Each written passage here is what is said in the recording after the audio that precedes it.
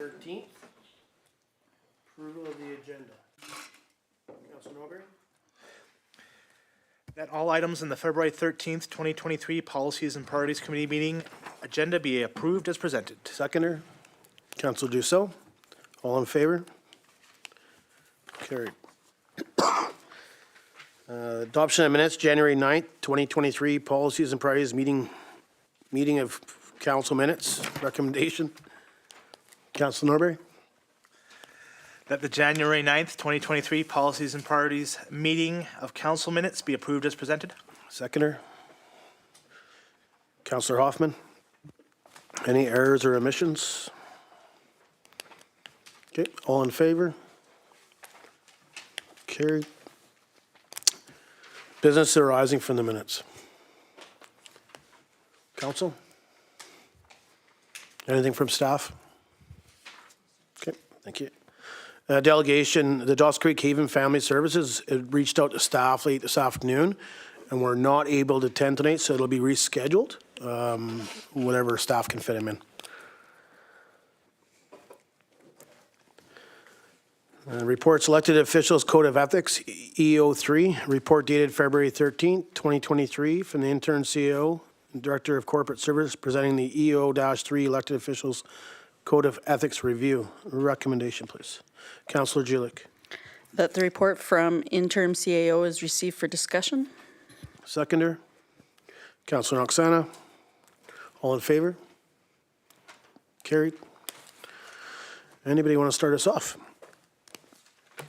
So this is obviously brought forward because it's one of the mandates as brought out by Elections BC in regards to the 2022 election for the next 4 years, that if you didn't have a code of ethics, you had to look at either implementing one or not doing a code of ethics. Tumbler Ridge had already had one.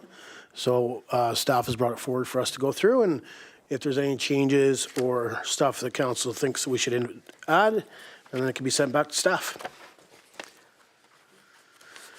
Anything from council? Councillor Julik. I would say we probably are not in compliant on number 11. Members shall not use public resources not available to the public in general, such as staff time, equipment, supplies, or facilities for private gain or personal purposes. And then on 16, the language is just weird. The District of Tumbler Ridge's Code of Ethics expresses standard of ethical conduct. So I don't know if it should say expresses a standard of ethical conduct or expresses standard ethical conduct. So I think of's got to go in, got to get out, or we got to add something in there. It just seemed weird to me, but that's just housekeeping stuff. Other than that, I thought it was pretty good. There's another word I was looking for, but I liked it. Can you just explain number 11 again to me, please? Use of public resources. So it says members shall not use public resources not available to the public in general, such as staff time, equipment, supplies, or facilities for private gain or personal purposes.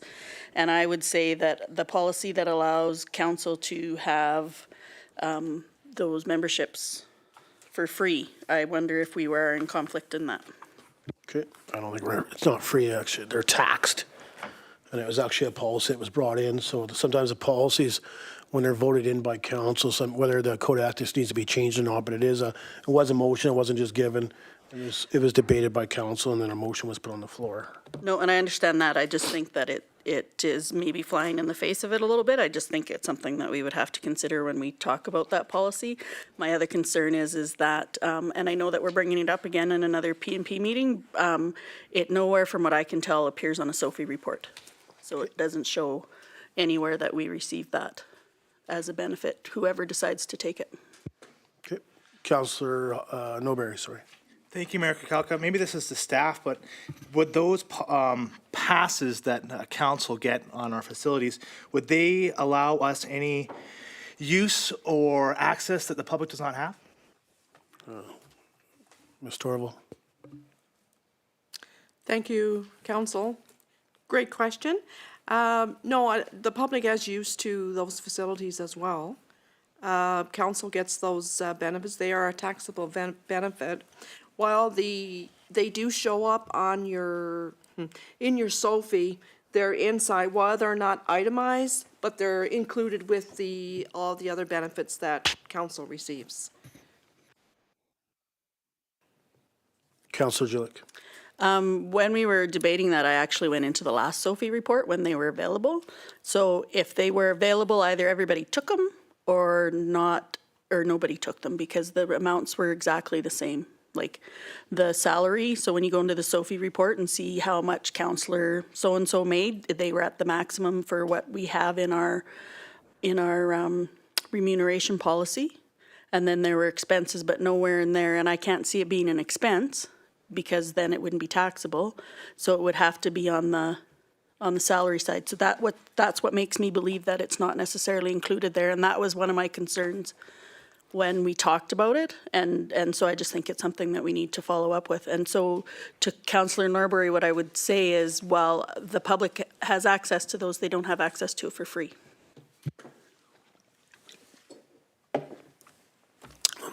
Councillor Knox-Santa. Thank you, Mr. Mayor. I wonder if it's time in 2023 that we make our policy gender neutral.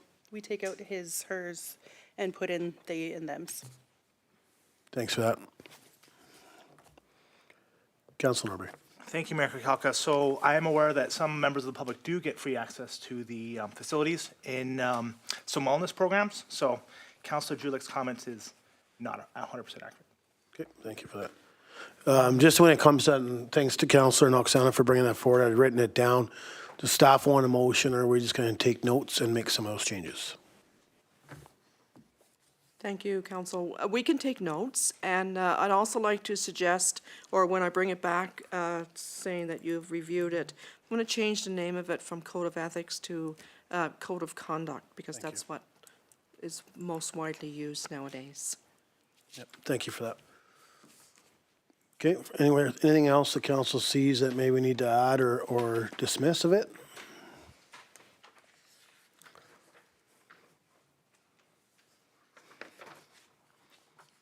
Okay. That'll come forward to another PNP, Ms. Torval, in regards to the wording change and stuff like that, just so council can have another gander through it, just to make sure we've got them all in the right spots. Yes. Thank you.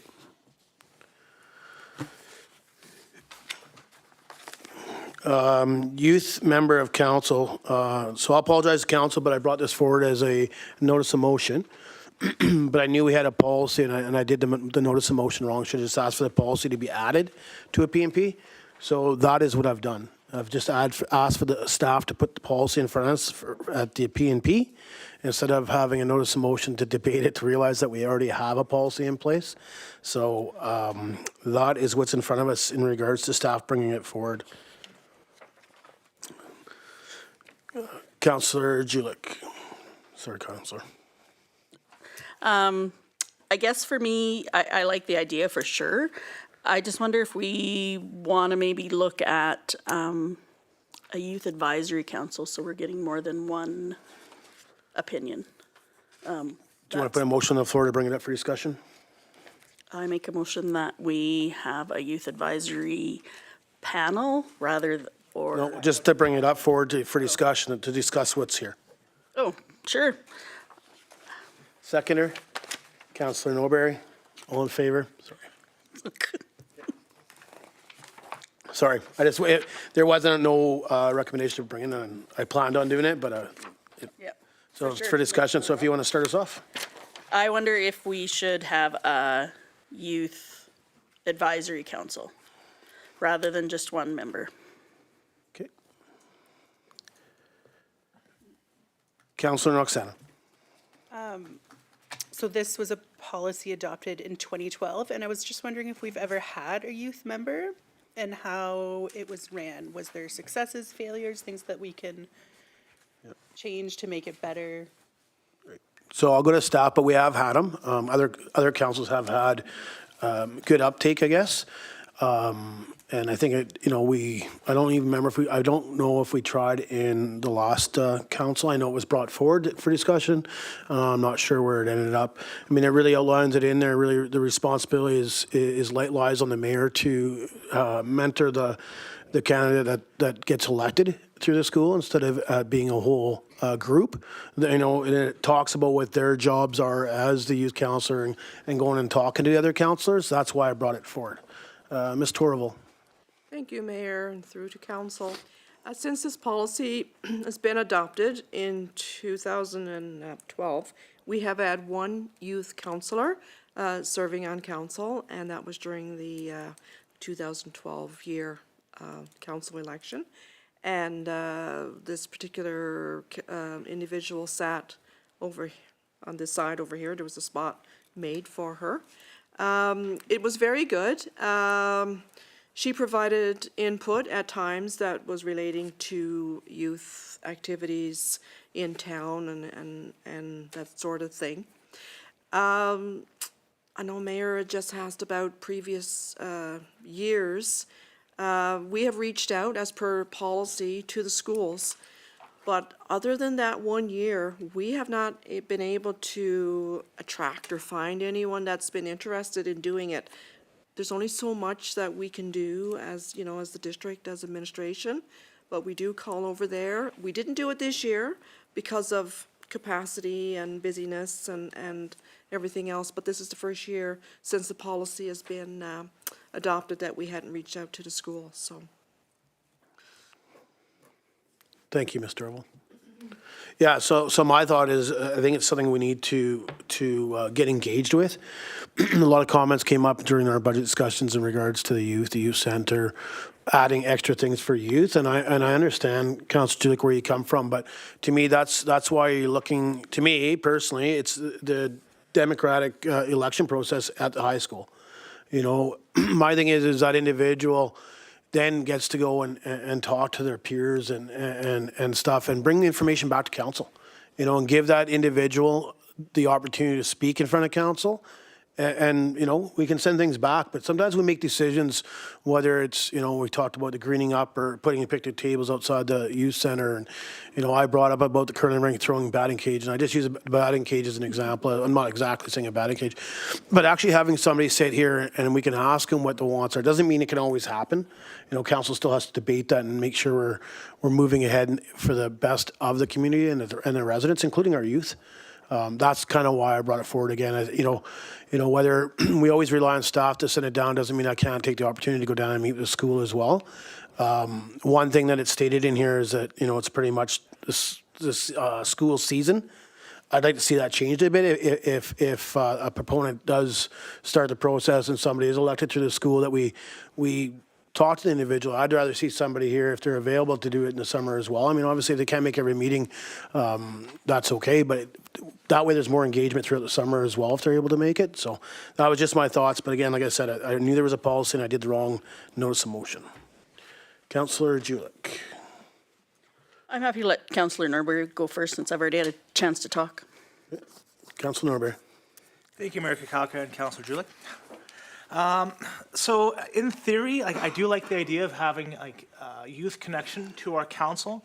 One thing that I do have a little bit of concern with is, you know, we talk about the democratic process. We're all elected by our constituents, our community, and we're asking someone to weigh in on all subjects that is not. So, you know, with that, I think it could work, but it has to be a special individual. And do we want to have them weigh in on all subjects, right? Like,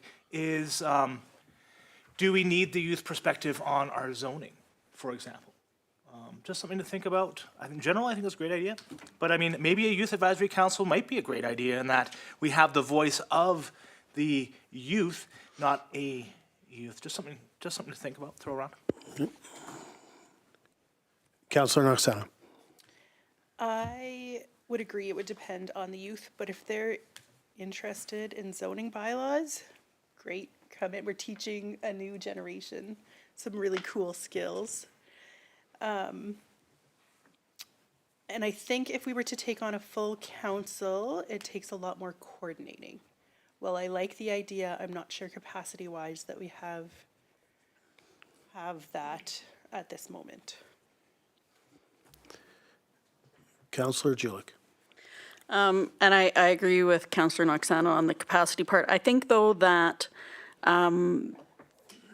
we could encourage them to have a council at the school and have a spokesperson, like be almost a committee of council.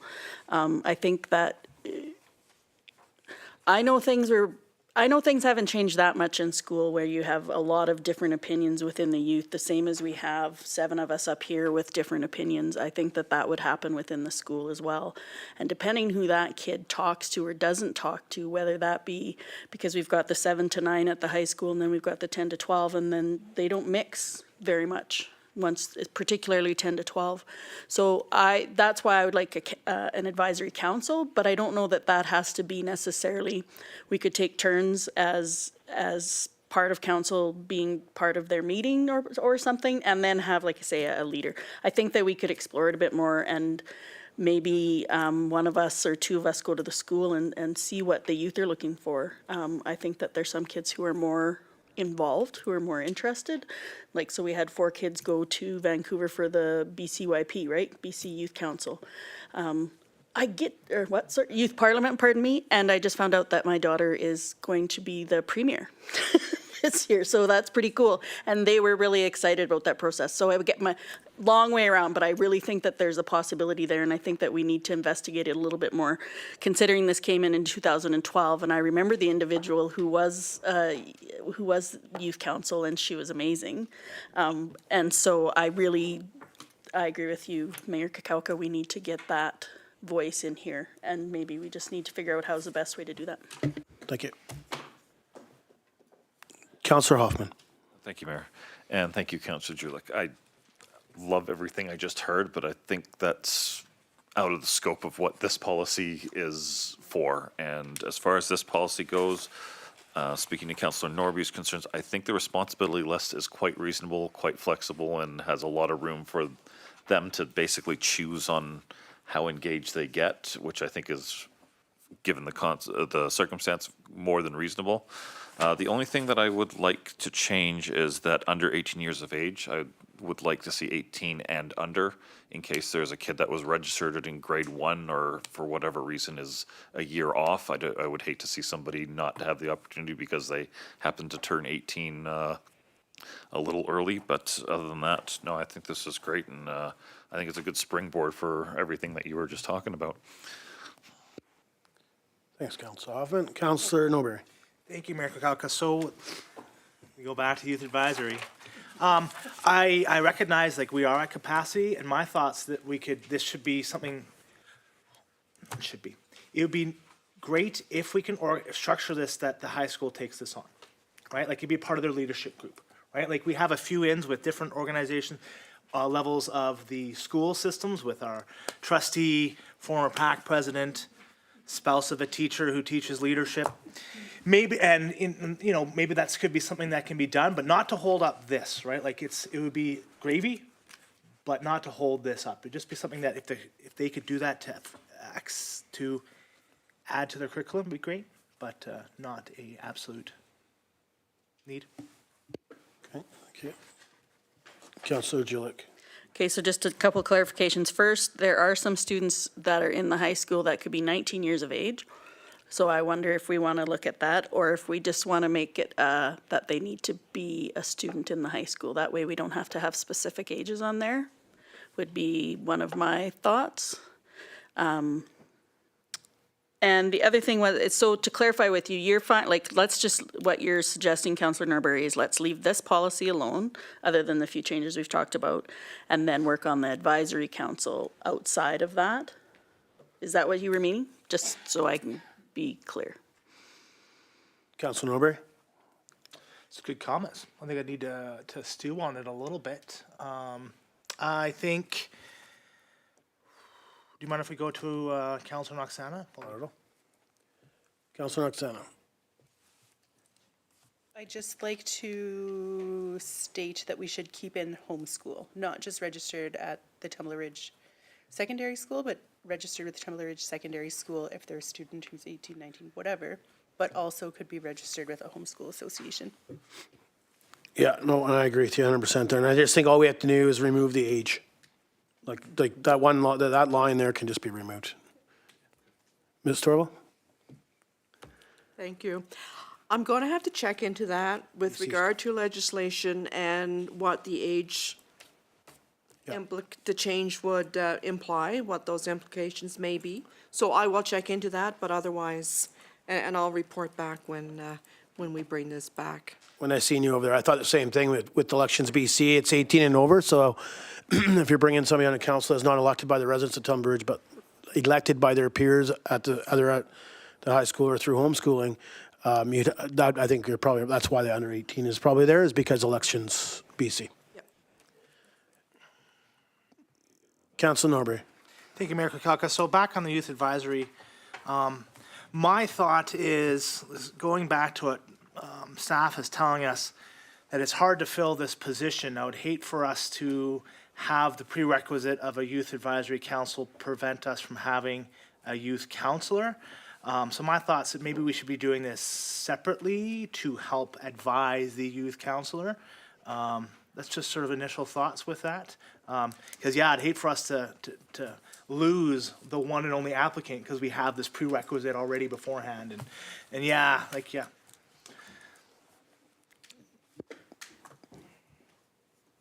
Councillor Julik.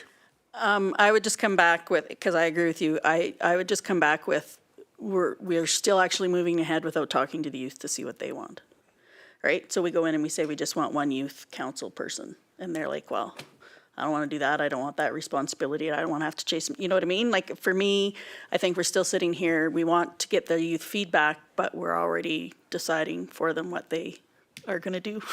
And I say that having teenagers in my house. So anyways, I like the policy. I love the idea.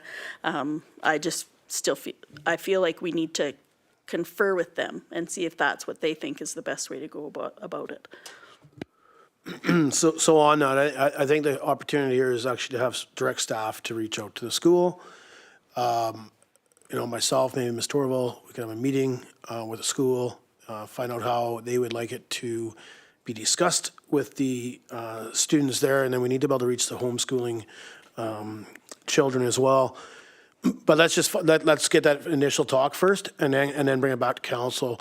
To direct counselors to do it, I think that's, to me, we have staff, and I think, no disrespect to yourself as being the trustee, but since it's a policy with the district, I think we direct staff to try to set up a meeting and then just get input. This might be something that the school itself sees that this isn't a benefit to in their idea, and maybe they reach out to the youth and have that discussion, but I think that might be an opportunity just to see, and maybe that's why we haven't had any uptakes, is people feeling that peer pressure of being the individual that sits here and did not talk to the select, brought forward the select ideas, council went with those select ideas, and in turn we haven't done the things for the other council or the other youth. So I don't know what council thinks of that. Councillor Hoffman. I guess in short is I'd like to see this policy go forward, and I would like to see us do more in general anyways. So I would say that I don't want to see the perfect be the enemy of the good here. And I would like to see this move forward, and whether it's through the school directly or however we want to do it, or through staff directly. But let's do this. And we can build on this in any way. If there's student feedback that they want to have an advisory council for, like, whatever, we're listening. What do you want to do? Ms. Torval, do you need a motion or you're good? Okay. Is there any more discussion in regards from council? Well, I just want to make sure. I mean, I can make the meeting, but I mean, again, I don't want to just speak on behalf of council without you knowing if we want a motion. Okay. Unless council would like one, but no, I've got it written down, and it's something we can. Okay. Any more discussion from council? Okay.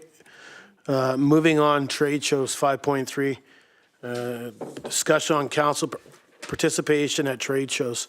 So I brought this forward to ask Mr. Orville to add it. Previously, council that was on, trade shows would get a list in if council was available and wanted to partake. That was a wish of council to be able to partake. So again, rooms are covered by the district of Tumbler Ridge and so on. Just curious what council thinks. Councillor Noxana. I love the idea of participating in trade shows because I've done it as a volunteer in the past. It is amazing being able to talk about our community and attract people, whether they're coming as a visitor, they're moving here, it's just a really cool experience. And people are usually pretty receptive because our town's awesome. I agree. Councilor Norbury. Thank you, Mayor Krakowka. I concur. I think it's a great idea for us councillors as representatives of the community to go out beyond our immediate area and to advocate because, you know, we have a passion for our community and I think it makes sense. Good. Thank you for that. So I guess just back to staff, do we have a list that can be forwarded to council to be able to answer back to myself and who would like to attend? And we'll have to bring it forward for, depends on the timing, but for costs. We have to be able to, council has to approve council travel. So, Ms. Torval? Yes, I'm sure we can forward a list of the trade shows, but I'll defer to Ms. Finnegan right now because that's her department, so she can add to that. Thank you. I do have a list here and happy to read through what we've already got booked for this year. Otherwise, I can just forward this list for everybody to indicate their interest and availability. Ms. Torval, how long would the list be that we have in front today? How long is the list? 5. 5. Ms. Torval, staff could just read those dates out? Okay, great. And I will follow up with an email just in case you missed some of the details. So the Edmonton RV show has already happened in February, which we've attended. Currently, there's one happening shortly in Abbotsford, which we have been covered by the Northeast BC Co-op. So next one coming up is... Just 1 second. If we can get dates, Ms. Torval. Okay, so the relevant ones, so there's 4 coming up that we haven't attended yet. So the BC Tourism Hospitality Conference happening in Prince George from the 28th of February. Although that is a trade and industry conference, we are having a trade show on that Tuesday night at the hockey game. And obviously being a tourism trade show conference, I would highly recommend if any of the councillors can make it. That would be a good one to go to. Next one coming up is Vancouver Outdoor Adventure Show 4 and 5 March. UBCM Trade Show in Vancouver 20 and 21 September. And the Alberta Snowmobile, ATV and Off-Road Show 13 and 14 October. So I'll just quickly reiterate, Vancouver Outdoor Adventure 4 and 5 March. UBCM Trade Show 2021 September, Alberta Snowmobile Show 13-14 October. And then Ms. Torval, Prince George was February 28th? 28th until the 2nd of March. So Wednesday, Thursday, half of Friday. But we'll be doing a trade table with the co-op on the Tuesday night at the hockey game.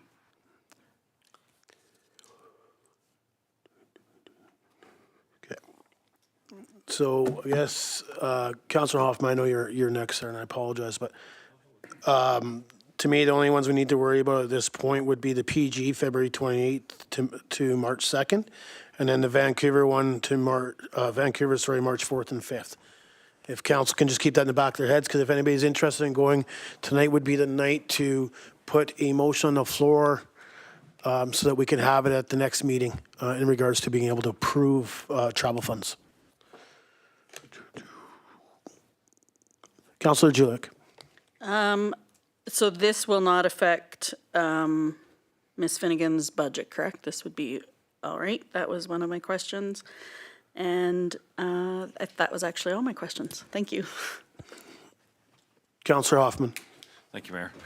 And as much fun as it will be to talk about Tumbler Ridge, you have a table there, you have what does a council person really bring to your table that you wouldn't otherwise have? Just as fun aside, like what would the justification or even measurement of something like that that be? Ms. Torval? Thank you, Mayor and Council.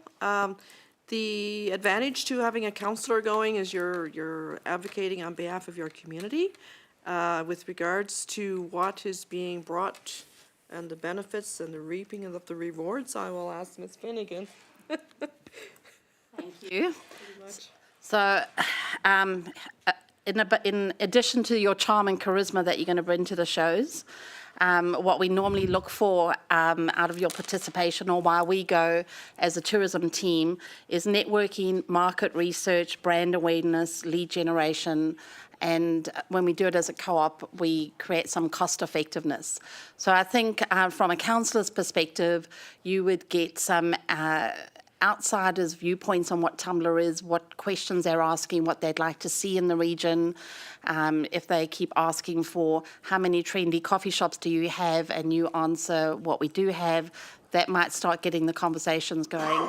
Typically at these shows, it's not unusual for us to get a lot of housing, people wanting information on relocation. What are our health services? What's our education? What's our childcare? Can they move here? Would we recommend it? So we actually had a comment on the trade show we attended 2 years ago where somebody commented on the March last year that at that trade show they got the idea of moving to Tumbler and they're now living in the community and they've bought a house. So we look at it as workforce attraction, business attraction, as well as promoting the assets that we've got here. Thank you for that. Yeah, so, I mean, you're also there to spell off on breaks. I mean, obviously, these people go and people need to have breaks, but I know when our trade show booth attended the UBCM, I know I did attend the trade show to give the girls a break here and there. And you're there as elected official of your community, and people like to know when elected officials can talk about their community and what we all have to offer, whether it's our global geopark or our museum, or whether it's the schools or the medical and stuff. So, is there any council interested in Prince George, February 28th to the 2nd, or Vancouver, March 4th and 5th? Councilor Knox-Allen. Can I put my name forward for the one in March as a maybe? Just because I'd like to talk to my husband as well. Okay, thanks. Okay. If council, I mean, we can all think about it. I mean, I put it right on you here when you guys just seen trade shows, nobody knew what it meant. Even if we can have an email sent to Ms. Torval by Wednesday, if anybody decides that they want to either go to Prince George, February 28th to March 2nd, or some days in there, or Vancouver, March 4th and 5th, we can get it on to the council agenda for Monday to debate travel, if council will approve the travel for a councillor or more than one. Councilor Nobre. Thank you, Mayor Krakowka. Throw it at council. Are we okay with sending 1 to 2 people? I am. Like, we can make that motion to pre-authorize unbudgeted funds for up to 2 councillors to both of those, and if they want to go, then great. I personally would not be attending. But just to cut down on administrative red tape, we can just pre-authorize that. Just kind of curious what council's thoughts are. Yeah, we can't approve anything here anyway, so it has to be moved to the regular meeting. Just, that's why I said if there was specifics, because then we can have a specific cost instead of not having a cost there, and then all of a sudden we realize somebody went and it was $10,000. You know, you just don't know with hotels and stuff, so. I agree. Councillor Julik, I'm just throwing out a number. Yeah, I appreciate that, Mayor Krakowka. I don't know if we need to have a cap, but I also know that if you book flights at the last minute, they're a lot more expensive than if you get advance booking and stuff. So, and then the hotels in Vancouver can sometimes shock your socks off. I guess the other thing I would ask, and I'm hoping that Ms. Finnegan has the ability to let us know if she's already overstaffed or if she's understaffed, or I know in the past that one of the ECDEV folks, they were short-staffed, like they just couldn't get the staff to go, and so I'm not against the fact that maybe council carry some of the cost and frees up some of Ms. Finnegan's budget. Yeah, so just so everybody's aware, their budget's their budget. If we send anybody, it is directly on our budget. That's why we'd have to approve the travel funds. We don't associate from staff's budget when it comes to attending. Ms. Torval, just in regards to if we're short, we're full. Thank you. I'll ask Ms. Finnegan what her, she's lined up there for her trade show. Mayor and Council for clarifying that. So currently we are well staffed for those, and it just I didn't mention when I was reading out the the list there. There are a couple that we attend with the Northeast BC Co-op. So in particular, like the Vancouver Outdoor Adventure Show, we will be repping for Northeast BC. So you would be with representatives from other communities, and we have one visitor guide that we hand out that highlights the whole of the region. The Alberta Snowmobile Show is one that we go under our own banner, and we only rep Tumbler Ridge. So just to bear that in mind when if you're still wanting to attend, that we go as a collective to some of those shows and we speak highly of everybody's community, not just our own. Perfect, thank you. Okay, any more discussion from council? Okay, adjournment, take a motion. Council Noberry? At the February 13th, 2023 Policies and Priorities Committee meeting be adjourned. Seconder, Councillor Quickash, all in favor? Carried.